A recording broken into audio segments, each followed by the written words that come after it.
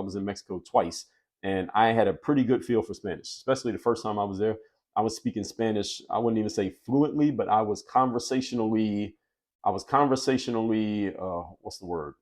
Adequate.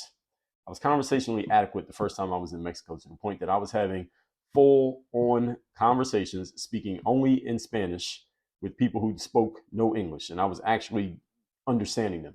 I remember one time I was in a phone shop in Mexico because I was considering getting myself a phone that was just another. I had a phone, an American phone, but of course that wasn't so useful in Mexico. I was going to get another cell phone, which I ended up getting. That was a Mexican phone number, and I could talk to people who lived in Mexico just on that phone. I could text girls and all that stuff.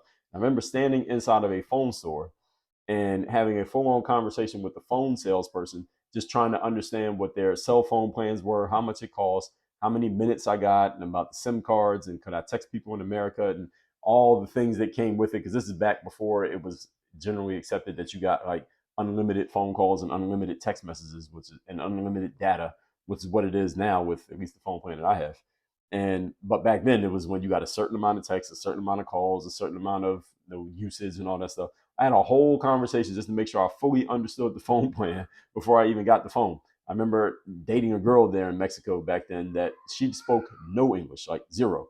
And I was dating her because I could speak to her in Spanish, and meeting girls in clubs who spoke zero English. And we would have full on paragraphs long conversations and text messages because I had picked up the language well enough, because I had a solid foundation of it. I took Spanish for 3 or 4 years when I was in school. So I knew a lot of the verbs.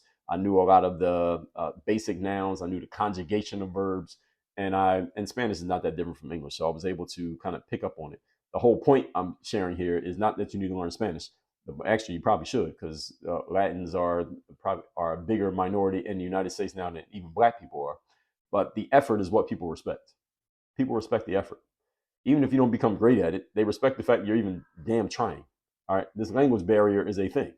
And this is a reflection of the assimilation that people are not having forced upon them when they come here as immigrants. The language in the United States is English. All right, that is the native language. If you're coming here in America, it should be expected of you that you are at least attempting to learn to speak English. Why? Because this is an English speaking country. All right, learn to speak the damn language. Just try. And people respect that you're even trying, even if you ain't that great at it, because if you're immersed in it, eventually you're going to learn it.